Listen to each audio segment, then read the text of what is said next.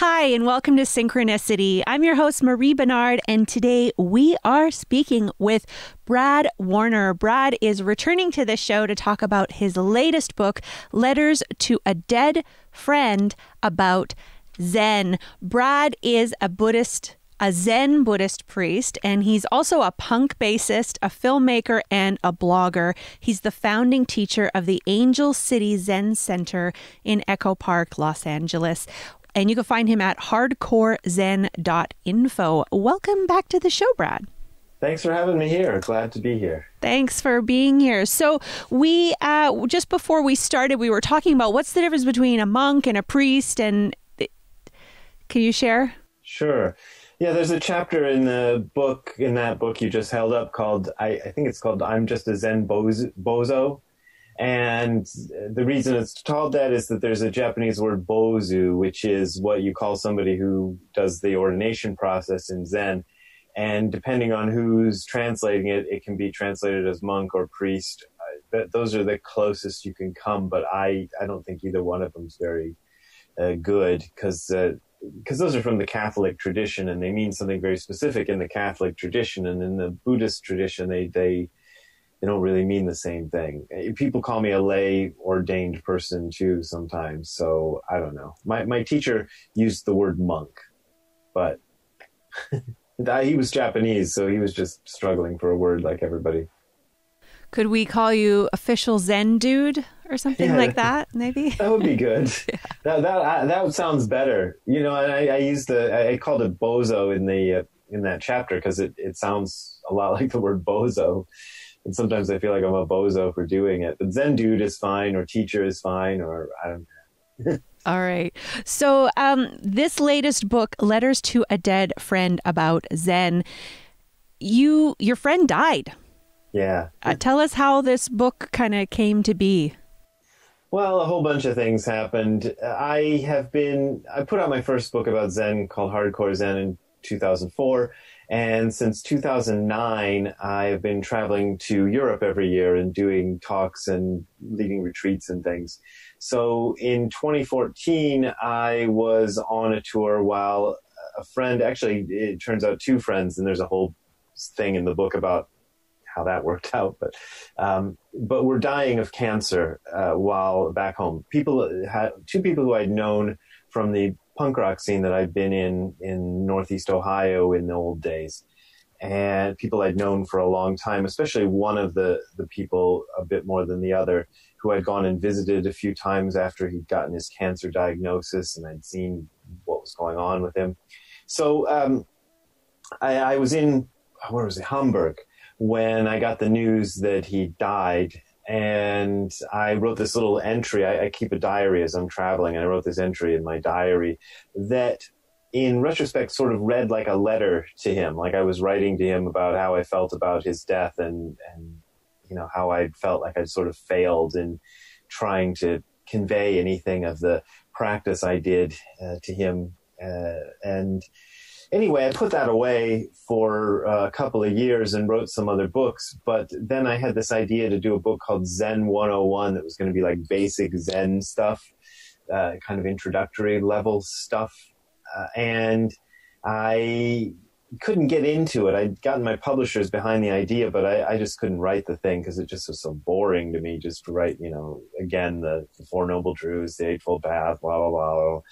And in search of inspiration, I went back looking through these old diaries I kept on my European tours, and I found that entry. And I thought, oh, this is the way to do it. I'm going to write this whole Zen 101 book as a series of letters to my friend. And I tried to take that very seriously. You know, I tried to write them exactly as I would write them if he could read them. And then, of course, I had to go back and kind of fix a few things to make it more readable for somebody who didn't know the two of us. But it's pretty raw even with those changes made, I think. Thanks, Brad. Well, I'm sorry that your friend passed away. And thank you for writing this book and sharing it in this way, because I do think it makes it more interesting and more personal. So you said you wrote the letters as if he could read them. What's your belief about where your friend is? Ooh, I try not to have too many beliefs about that. In the Buddhist tradition, as you're probably aware of, and probably most people are aware of, there's this idea of reincarnation that we don't. Well, I was just actually reading about this. I was going to say we don't go to heaven or hell when we die, like in the Christian tradition, but actually in the Buddhist tradition, there is that actually exists as part of it too. But the normal thing, those are for very, very good people and very, very bad people. And the most of us who fall in between just get another turn on the wheel. I don't know if I believe that, in the way people say believe. I think that's possible, but I don't know what happens. I figure there is some kind of continuity. I think probably that sort of experiential side of ourselves is not entirely some fiction that we create in our minds or anything like that, or just the activity of brain chemistry, or even if it is just the activity of brain chemistry, that in itself is a mystical thing. So I assume there's some kind of continuity. I assume he's somewhere. I don't know if he's somewhere where he can read the letters or not, though.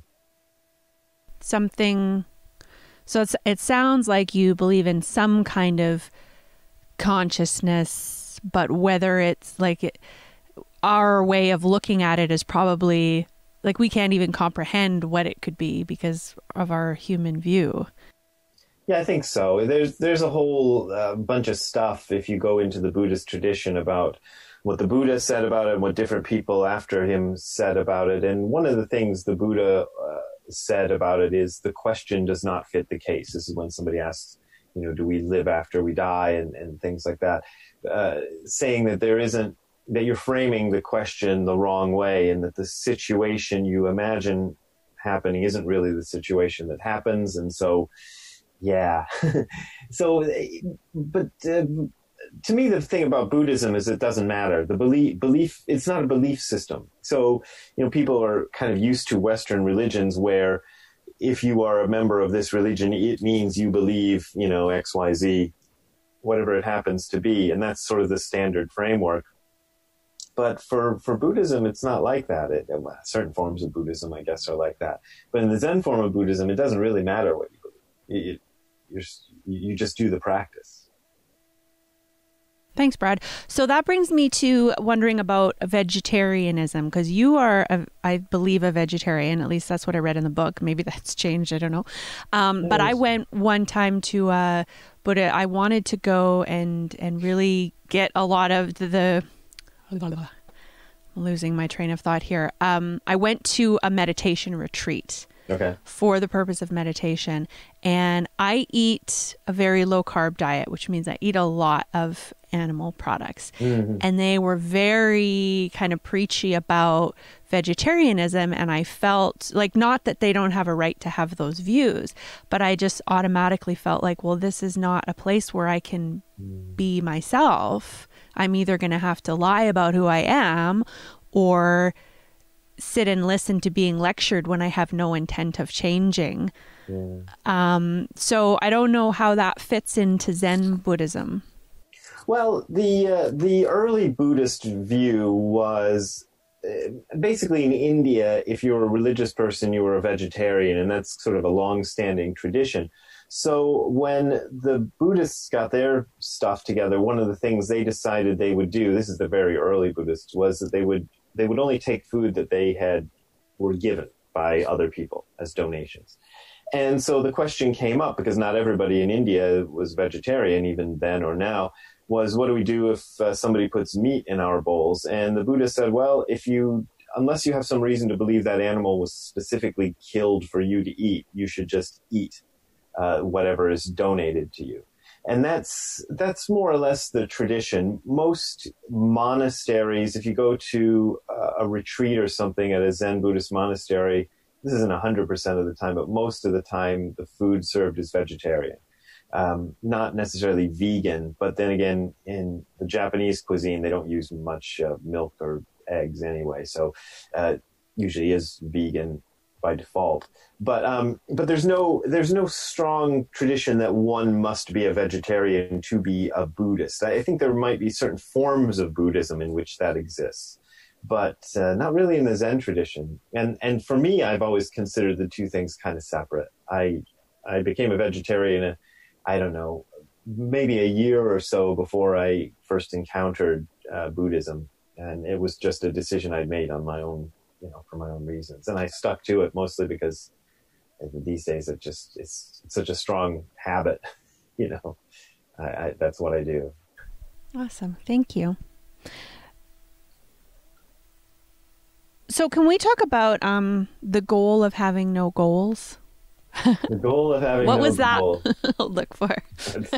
It's a tough question. That's what that look is for. It's one of the hardest things for people to get their heads around in the Zen tradition, and I say that because it was one of the hardest things for me to get my head around in the Zen tradition, because you sort of imagine you're doing Zazen, which is this meditation practice we do for a reason, and everybody who comes to it has some reason that they came to it. And if you ask people, they've always got a story. But when you're actually in the midst of the practice, what you're instructed to do is throw all that away. Just forget about having any reason to do this at all. Just do it for the only reason being is just to do it. It's its own ends and its own results or whatever. So that's a really strong part. But when one practices, there's a tendency to kind of evaluate and judge and go, am I doing this right? Am I doing it wrong? Is it getting me what I want? Is it not? And that can become a big distraction, because for whatever reason, our minds sort of put that particular distraction in a different category. Like if it's the distraction of somebody playing a music down the street or something, that's, you can sort of ignore that or tune that out. But if it's your own mind saying, are you doing this right? Then you go, oh, am I doing this right? And then you end up in this battle with yourself. So that's one of the reasons that instruction comes on really strong in the Zen tradition, is like, just don't have a goal. And that's what I try to do every morning, but sometimes I fail. Thanks, Brad. Well, maybe we should talk a little bit about what Zazen meditation is, because there's so many different types of meditation. Yeah. Well, yeah, for a long time, I resisted even calling Zazen meditation, because my teacher, I've had two main teachers, but the guy who ordained me in Japan was really kind of avoided scrupulously using the word meditation, because he thought meditation was one thing and Zazen was another.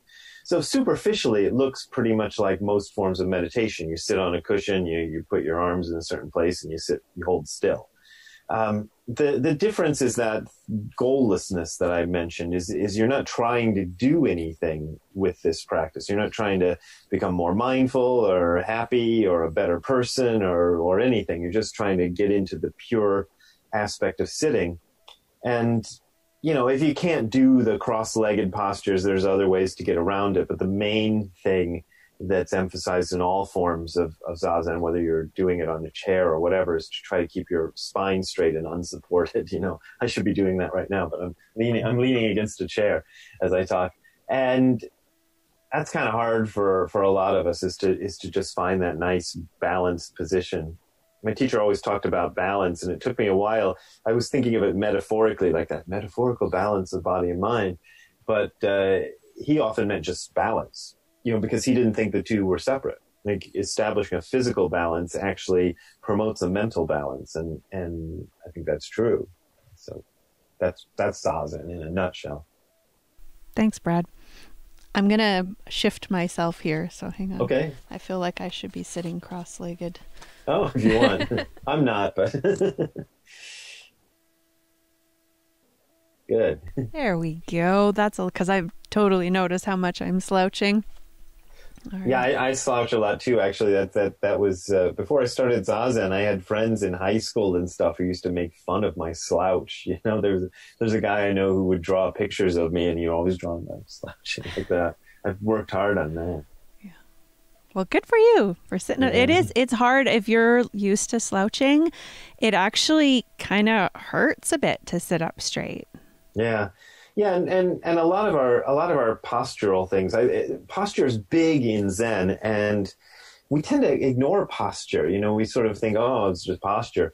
But good posture can really promote a lot of things. You'll feel better. I instantly feel better if I just put my shoulders back and hold my spine up straight. You know, maybe not 100% wonderful, but it feels good. And I think that's really important.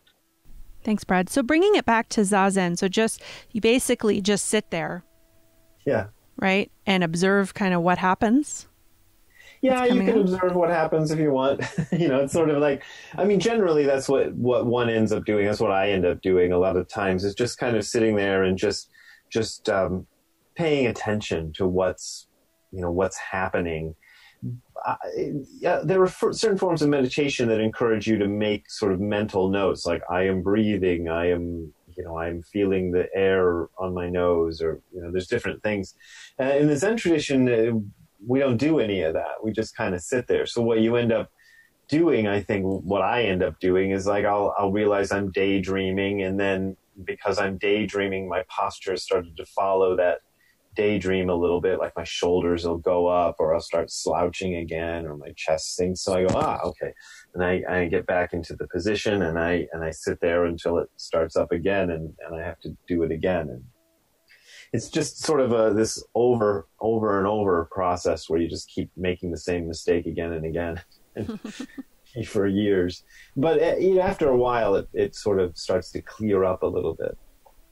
Well, speaking of that, that's actually the part that I have highlighted in the book here, Letters to a Dead Friend About Zen. This is about the koans. Am I saying that right? Koan. So the koan is, Zen Master Goso said, it's like a cow going through a lattice window. The head, the horns, and all four legs get through, but the tail gets stuck. Why is that? And you wrote, I've always thought of this one as a metaphor for the way we seem to have great awakening experiences and yet still end up right where we started. Yeah, it's one of the tricky things, because there's this sort of mythology.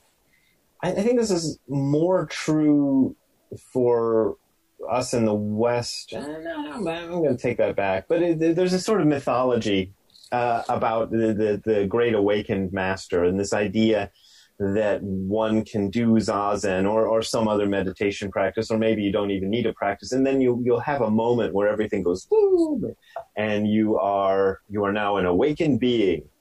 And when that happens, and it does happen to a lot of practitioners, it takes years to kind of come about, but for probably most people who do it for long enough, they'll have a few of those experiences like that. The initial response for a lot of people is to get very excited and be like, I've solved all the problems of the universe. And that might last a few days or a few weeks, but then it all starts to come back, and you go, oh, I didn't solve all the problems. Some people get very delusional and fight it and insist that they have solved all the problems when it starts to become clear that they haven't. But most people are intelligent enough will see that you just come back. And it's because it's a constant practice. You know, it's sort of the best thing that I can liken it to for sort of ordinary people who don't do Zen is exercise. You know, it's if you exercise, you'll notice changes in your body and your health and so forth. But if you stop exercising, then all that can just be reversed quite quickly. And that's the same with this practice. Well, I find I've had that experience even without meditation, where I've had epiphanies about like why I do the things that I do, like the habits that I have, the way that I relate to other people and things like that. And I'll come to this great realization that's totally valid. But then 6 months or a year later, I realize, oh man, I'm doing that same thing that I learned that I shouldn't do. Yeah. And habits are really strong, and they have a tendency to really hold on. My teacher in Japan used to always talk about habits, or he talked about it a lot, and how they can really hold, and you just build up. Probably habit is a thing we need to get through life. You need you can't just have to think about everything that you do. You have to have certain habitual responses that work and that you tend to go back to over and over again. But those get mixed in with bad habitual responses too. And that I don't think the mind is all that good at just differentiating between what's a reasonable habitual response and what's just this terrible thing that you've done over and over and over. So, it does tend to come back. I think one thing that the Zen practice can make a person aware of is just the fact of that going on. Sometimes you'll notice it in real time. You're like, oh, there's that habit trying to come back again. It hasn't gone away, but you go, okay, don't do that. And that's been real useful, I think, for me anyway. So it sounds like the Zazen gives you the opportunity to just slow down instead of just always being, because we're on autopilot most of the time. Yeah, it does. It does tend to make a lot of that stuff look like it's going in slow motion. You can watch yourself going through the process that, of doing all the things that lead up to the thing that you want to stop doing, whatever it happens to be. Buying the cigarettes, unwrapping the package, taking the cigarette out, getting the lighter. And I don't know, I was never a smoker, but that's the best example that comes to mind. But I think a lot of people just go, zoom right through that, and before they know it, they've got the cigarette in their mouth, and they haven't noticed they've done all this other stuff that led up to that activity. And I think most of our bad habits are like that. There's a lot of stuff leading up to it that you can, if you notice it going on, you can interrupt the process before the thing has happened. And that's really useful, because you just I think it's because you become more aware of each moment rather than kind of picking certain moments to be aware of and letting everything else slide. That kind of happened to me a couple of days ago. I was on the phone at the grocery store complaining about work probably. And before I knew it, I had 3 packages of cheese strings in my bin, and I'm walking home and I'm like, why did I buy all those cheese strings? Because I know I'm going to eat them all tonight because I'm addicted to cheese strings. But it just was totally mostly unconscious. Yeah. Yeah, a lot of our behavior really is. And what I noticed, because I've been doing this for a long time, but when I think back about the first few years of doing Zen practice, it was a bit like a fog clearing up. I started to notice a lot of things that I hadn't paid attention to before that were just going on, just little activities. You're because it becomes less about thinking about the thing you're going to do or thinking about the thing you did in the past, and more about just looking at what you're doing now, and it's real interesting. It's like the other thing I can liken it to is the world going from black and white to color. It was something else that sort of felt like, even though it wasn't exactly that. But it's I think a useful metaphor when I think about how it changed.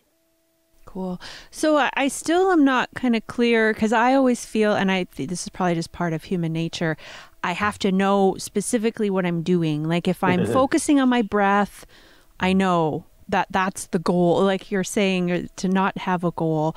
Because when I start to meditate, even if I do have a clear focus, I'm often off daydreaming. Yeah. So how do you not, you mentioned that you'll notice that you're daydreaming. Yeah. But when you're not daydreaming, when you're actually like doing the stuff, what does that look like? Well, whatever you're doing, if you're doing Zazen, you're doing it right. This is when I give people instructions, which I often do. It's one of the things I have to say over and over. Is just if you're doing it at all, you're doing it right. So it can. My teacher used to have a default answer. If I went up to him and said, whenever I do Zazen, I'm thinking about this, or, blah, blah, I'll just go on and on. And he would just wait until I was finished and then say, that's just the content of your Zazen.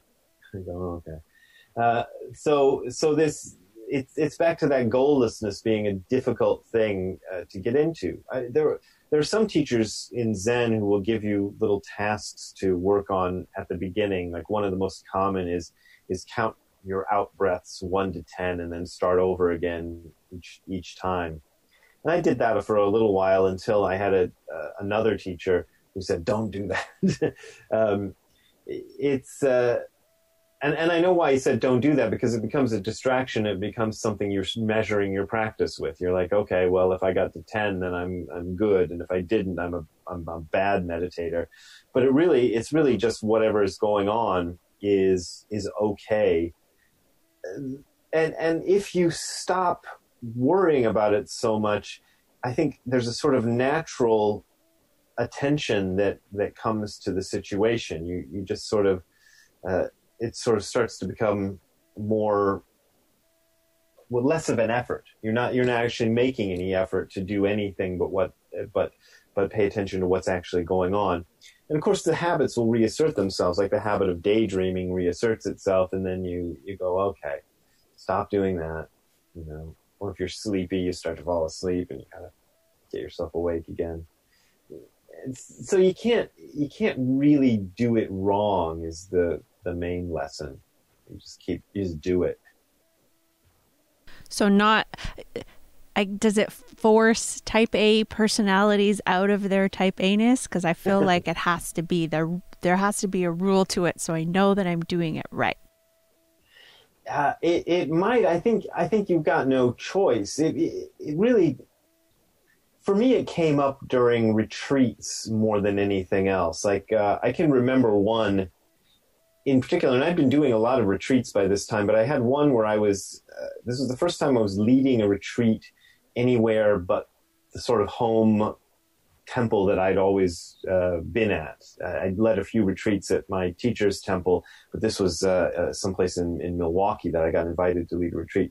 But anyway, the thing I noticed was that I don't know exactly what was going on, but all I could do in that retreat was just sit still. I couldn't be spiritual or anything. My brain was too whatever it was to do anything else but just sit still. So I just made that my practice. I'm just going to try to keep from jumping up and running away during the next 30 minutes. And that gradually forced a situation where the goals became unimportant. All I'm doing is just doing this thing. So I think that's where it usually comes up, is when you're doing a long form practice, instead of just sitting for half an hour and then getting up and doing something else, where you're doing like a retreat where we've got like 4 blocks of half hours sitting right up next to each other, and then a little break, and then 4 more blocks of half hours of sitting. You kind of run out of options, other than to just be where you are. Thanks, Brad. I'm so listening to what you're saying, and then I don't know what to ask next, because usually when we're listening or when someone's talking, we're thinking, what's the next thing to ask? I am curious, you mentioned that we've been talking for quite a while about the goals or having no goals around meditation, and how some people have mindfulness as a goal. Mm-hmm. Do you do any other forms of meditation or mindfulness practice? I don't personally. Zazen is what is the first sort of meditation I ever came across, and I could see the practicality of it, and I just never went for anything else. So no. The thing about mindfulness, though, is it's part of the Buddha's Noble Eightfold Path that he supposedly laid out in the very first speech he ever gave about meditation practice after he'd had his big enlightenment experience, or whatever you call it. And it's just one of the 8. And don't ask me what the other 7 are, because I can never remember them. But they're like right livelihood, right speech, right. Oh, Jesus, I can never remember them all. It's probably in the book somewhere. Probably. But I. So when you try to take one of those practices out, divorced from the rest, I think you're missing a lot of the support system that has been developed over the years, and so so Zazen sort of brings all of that together. You're kind of doing all of that, whether you want to or not, in the moment that you're doing Zazen. It's the no bull eightfold path. Yeah. In yours, and you say right view, right intention, right speech, right action, right livelihood, right effort, right mindfulness, right concentration. Yeah, that sounds right. Yeah. I used to have a little card in my wallet that had them all written down, but I lost that. That's a good idea. Can you explain what right effort would be? These are always hard to explain because there's a certain, if you want to go into the history of it and the way it's translated, it usually means, at least to the ancient usage, is often quite different from what you'd imagine. So what's right effort? I always took right effort to just mean not doing too much or too little. There's the metaphor that I think the Buddha, the original guy, used was tuning a stringed instrument, which is something I'm quite familiar with, or maybe as a punk rock musician, maybe I'm not as familiar with it as some other musicians. But to get it right, it has to be just the right amount of tightness and looseness. If you tighten it too much, it breaks, and if you loosen it, you can't get the sound that you want. So you gotta try to find that balance, which is not too much and not too little. It's the middle way that they often talk about in Buddhism. Is like that. Thanks. I was just thinking the middle path, but it's the middle way. Yeah. Yeah. Cool. Did you run out of questions? I have a whole list, but I'm looking down and it looks like I'm not listening. So no, it's fine. I think it's one of the things I found interesting. It's my little excuse is Zen practices made me a bit forgetful, because you start paying attention to the moment, to this real moment, and instead of rehearsing all the things that happened in the past. And so when somebody says, that thing that happened last week, I'm kind of going, what, that thing happened last week? What thing happened? Because I haven't been retelling myself the story. Well, that can be good and kind of a drawback, right? It has a downside. Yeah, because I find I'm always strategizing and looking for ways, for example, we use my work where things could be improved, done more efficiently or whatever. And it's just my natural way of being. It's hard to shut that off. Yeah. But at the same time, it also leads me to feeling like I'm responsible for everything, and that because other people don't notice what needs to be done, they're not doing it. Mm-hmm. And then I'm doing all this stuff and constantly giving myself more and more and more work while I see other people check in their Facebook, and I'm like, bah, can't you see everything that needs to be done? It does kind of go like that. I think I end up being one of those kind of people too. But you're if you're conscientious at all about things, it's a whole other topic other than Zen, but people will take advantage of those who are conscientious. One of the things I found when I was working a normal job at a film production company in Japan was I would just stop being so conscientious, which forced other people to work harder, and it sometimes made the job not as efficient as it would be if I'd stepped in and did it. But it was better to sort of force other people to do their parts than to do it for them. That's un-Zen related advice, or maybe it's slightly Zen related. And the world didn't fall apart when you just step back and let it be chaos? I can still remember one of the things that happened, but it'd be so hard to explain. But it was this, we had some material in our warehouse that my boss insisted on throwing away. And I'd fought with him about things like this before. And then I just said, okay, throw it away. And then, as I expected, 3 years later, somebody came looking for that material, and I said, well, we threw it away. Sorry, it's gone. Should have listened to me. Yeah.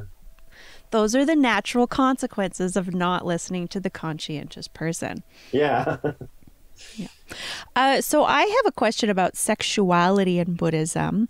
I noticed that one of the most recent retreat that I went to, they were talking specifically about not having any romantic interest or anything in other people.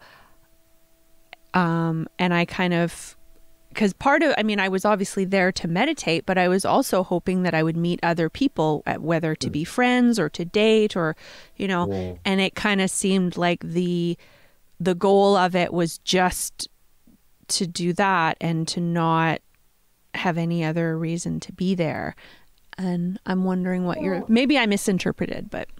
Well, of course, if you're on a retreat, you don't want it to turn into a dating club. I lead retreats all the time, and it gets to be a problem if people, start doing that sort of stuff on a retreat. And the early Buddhist monks were celibate. The idea being that you were supposed to concentrate strictly on your practice. And really pretty much most Buddhist monks are celibate these days. The exception is the people like me who were ordained in the Japanese tradition, which sort of broke with the celibacy thing. And there's a whole story behind that. But it was always the idea that celibacy was supposed to help practice. So even in Japan, if you're doing a retreat, you're supposed to be focused on doing the retreat and not having any other sort of entanglements otherwise. But if you are outside of the retreat environment, you just want to be a Buddhist, who goes on dates. There's no big deal about that. Not for any of the Buddhist traditions for non-ordained people. Anyway, there's this kind of interesting, I can't remember it now. There's an interesting formula that the Buddha gave to non-monastics about what they should do sexually. And it's real basic. It's like, don't get involved with anybody who is, he says, under the protection of their parents, which I think is a way of saying underage, as we would, say it in these days. For some reason, people in prison are mentioned. You shouldn't get involved with. Don't get involved with anybody who's already involved with somebody else. Don't cause somebody problems in that area. But they're very basic. He doesn't mention, for example, homosexuality as being evil or any of these other things that sometimes religions get into. It's sort of just like, be a decent person when it comes to your sex life. And I wrote a whole book about that called Sex, Sin, and Zen. So, yeah. Well, I think there's one part in, I think it's this book, it might be our other books, just about, here it is. Shut up and don't be a jerk. You're the author of Sit Down and Shut Up and Don't Be a Jerk. Yeah.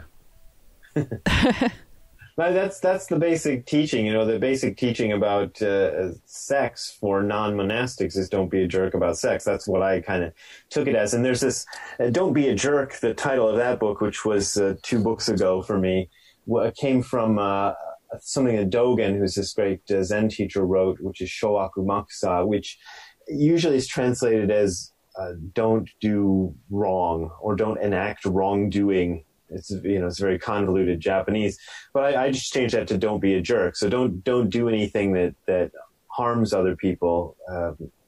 Of course you might accidentally do something that harms somebody, but even in those cases, try to do something that makes it right. And Dogen said this was the most important teaching in all of Buddhism, beyond all the philosophical things and other things, was this, what he said, Shoaku Makusa, to avoid doing wrong. And I just changed it to don't be a jerk. So, yeah. Thank you. So maybe we can talk about, there's a whole chapter in your book about, I don't remember what it's called, but it's about separating what's Buddhist and what's just Japanese culture. Oh, yeah. Go ahead. Sorry, what were you going to say? Well, I was going to say that like I said, the book is sort of about these European tours that I do, among other things. And that's a question I especially get a lot in Europe. I don't hear it quite so much in America, but a lot of the European Zen practitioners seem to be really worried about separating Japanese culture from Zen. Or, it's because I come out of a Japanese tradition. I lived in Japan for 11 years and I had a Japanese teacher. So, but it could be the Chinese culture or Korean culture or Thai culture that, whatever form of Eastern religion you're going for. And the problem is it's real difficult to separate them. And I kind of had the great fortune of living in Japan.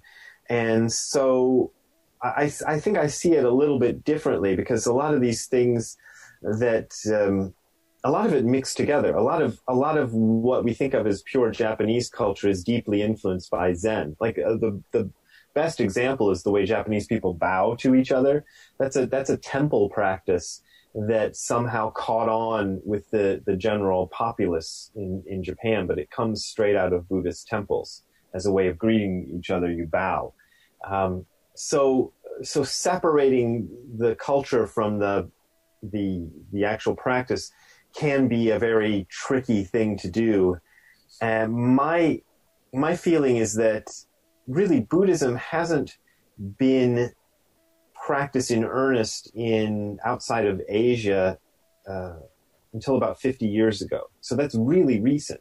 I mean, you can point to certain things that happened before 50 years ago, but as far as people setting up temples and things that were for just the general population and not, immigrant populations who were already steeped in the religion and practice, that's about 50 years. So we're finding our way with this stuff, and I feel like the best thing to do at this point is to kind of err on the side of caution and just keep the traditions the way they are until enough people kind of get them in their bones. And then you can go, okay, let's create an American version or a British version or a Japanese version of this, rather than sticking to what they did in Japan or China or whatever. And that's what the Japanese Buddhists did when it was imported from China. Dogen is a great example of that. He went to China and learned a certain form of practice that he was pretty rigid about sticking to, and this became a bit of a bone of contention with some of his monks who gradually changed things and made them more Japanese. And in the West, we tend to overlook the differences between Chinese and Japanese culture, but there are tremendous differences, like really big differences. So this has always been an issue, and it's usually resolved within a few generations of practitioners who just kind of figure out, well, we didn't do all that stuff, Well, I was part of a group discussion. I just listened to the discussion, and I was a little disturbed by it. But the idea of Buddhism came up as part of it. There was talk about the difference in Japan as far as honor. Someone was complaining about people begging for change here in our city. There's a lot of homelessness and it's a huge problem. And the person had also lived in Japan and said, well, that would never happen in Japan.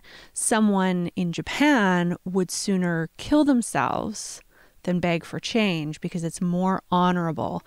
Yeah. And I was like, oh my gosh. I tried to change the subject because there were people in the room who I've probably seen beg for change. So I was worried, but someone brought up the idea of how that's a Buddhist concept, and that doesn't seem accurate to me. So I wanted to run it by you. It's an interesting question. It's one that hasn't really come up.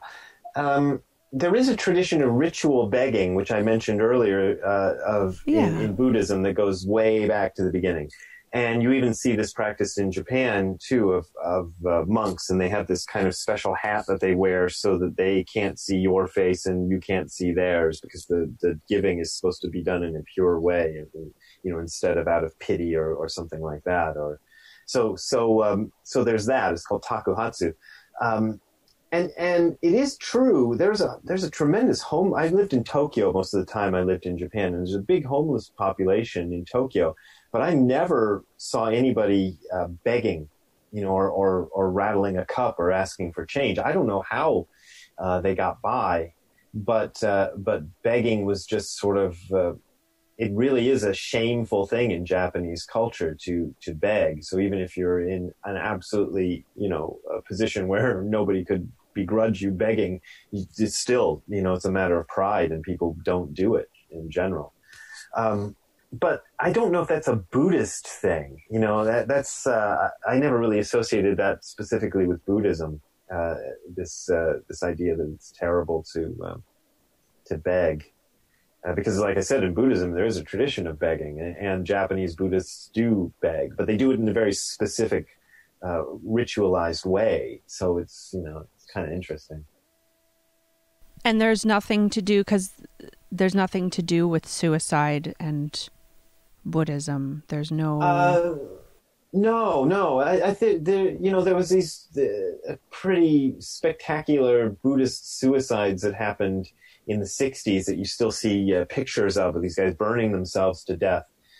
And that was a chapter that I wrote for the book and then decided it didn't need to be in there. But I researched that, and a lot of people think these people were burning themselves in protest of the Vietnam War, but the actual events happened before what we think of as the Vietnam War started. So it was actually a protest against something else. But that isn't a Buddhist thing. That might be a Vietnamese cultural thing, because I don't know Japanese Buddhists burning themselves to death or anything. So no, in general, if you actually kind of research suicide in the Buddhist tradition, it's considered a very negative thing. Like if you believe in reincarnation, suicide is supposed to be one of several things that leads you to a bad next incarnation, because it's a form of murder in a way. Even though you're the one that you're murdering yourself, it's still a form of murder, and therefore murder is not a good thing. So yeah, that's not really part of the Buddhist tradition. Okay, I wanted to check because I was quite shocked to hear that. And when I read the chapter about separating Buddhism and Japanese culture, I thought, oh, that was probably a confusion. Yeah, well, I mean, there's a huge suicide problem in Japan. I think a lot of people are becoming, in the West, are becoming aware of this.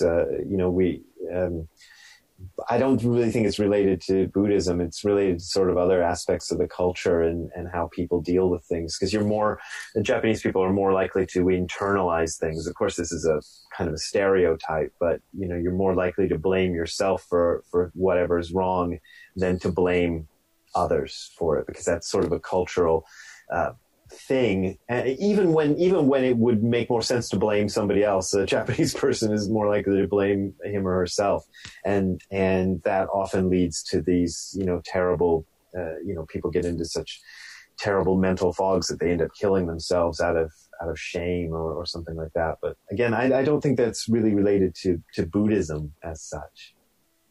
Thank you. That was kind of took a dark turn there, the conversation. Yeah. Well, sometimes you gotta. Where we have just a few minutes left in the show, so where would you like to take the conversation, Brad? Boy, I don't know.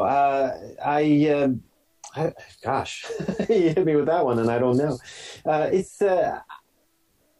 just think this is doing a book like this was interesting for me, because it made me realize why I got into Buddhism. Like the original idea of doing a book called Zen 101 was very sort of abstract, and I'm talking to an abstract audience who I don't know, who I just sort of assume is the blank slate who knows nothing about Buddhism, and I'm trying to say something to them. But when I changed that to a very specific person who I had known since, he was 15 and I was 17 or something like that, I was a little older than him, it made a huge difference, because now I'm addressing this to him, and I have to tell him why I do this practice, which is a very different thing from trying to sort of explain it to an abstract audience. And that I found really useful. And it was something that I didn't, when I first embarked on the idea of doing it, of writing the book that way, that wasn't something I figured into the plan. I just started writing and realized, oh, now I have to explain to, this very specific person why this is important, which I think actually makes it a stronger case than just telling an abstract audience. That's all I can think of right now. Okay. Yeah, it feels more like a story, because there are you're writing it while you're traveling through Europe doing your tour. So you're sharing what's going on in the moment. Like it is kind of a diary to your friend, right? And then you're using it in context with things that your friend would know about, and kind of you also do explain to us what those things are. And yeah, I really enjoyed reading the book. Well, thank you. Yeah, it was, I mean, the punk rock aspect of it comes out in those too, because the tours I do are very low rent sort of, I have books and things, and I do have a certain amount of notoriety, I suppose, but I'm not getting paid big bucks to go around and run these retreats. So I do it in a very punk rock style, where I've just got, a suitcase and a backpack, and I'm just staying in people's houses and whatever else I can, scrounge up. I'm not in the 4-star hotels and the private jet or anything like that. So it's sort of a punk rock Zen tour that gets described in the book. Well, there's some other teachers on the topic of teachers traveling around in jets and things like that. I'm just wondering what the difference is between people who go kind of the punk rock route, just the shoestring sort of thing, and people who are, I guess it's kind of similar to, you talk about cults and how things need to, when unsafe, sketchy stuff starts to go on, it's usually because the organization is growing rapidly, and a lot of stuff is being hidden. Yeah. And I kind of feel like the more money that's involved and the more glitz and glam that's involved, the more likely stuff gets sketchy. Yeah, I think so too. I think if you look at, there've been a lot of scandals reported in the Buddhist world or meditation world in general in the last few years. And if you look at them, the common denominator for almost all of them, any of them that I can think of, is they've all taken place in these very big organizations. Often they are also characterized by, as you mentioned, rapid growth. So, it's often one of the problems is the people who start these organizations are so excited to try to make something and to make it as big and to make it as popular as possible, that you start bringing people into the organization who might not really understand the whole purpose of what's going on. So you end up with this huge cast of characters, a lot of whom came in for the wrong reason, or are just kind of taking advantage of something, and it can fall apart that way. I prefer myself to keep things small. The lately things have gotten, I was going to say lately things have gotten too big for me, and I'm just thinking we had we have 30 people on our last retreat, and I was going, oh my God, I can't deal with this. And then I think about these people who are doing other meditation retreats where there are literally hundreds of people, and I couldn't do that. I couldn't have a personal connection with 300 people if they came to a 3-day retreat with me. So I wouldn't want to do that. I had enough trouble the last month trying to keep up with 30 people. So, Although there are, and it's not necessarily specifically Buddhist, but there are cults that are a lot smaller. Well, that's true. So, a cult is a cult. There are certain aspects to the cult thing which are often really interesting. A charismatic leader and that kind of idea of deferring to one person as your guide, and I think that can be a real big problem, where you can't, because no person is perfect, and so if you start imitating even the greatest meditation teacher in the world, you'll often pick up on that teacher's faults and things, and those get magnified too, and it gets really weird. There's a lot that could be said on that, but maybe we don't want to go there right now. Yeah. Well, we're almost out of time. So I really appreciate you being on the show again, Brad. Again, the name of the book is Letters to a Dead Friend About Zen.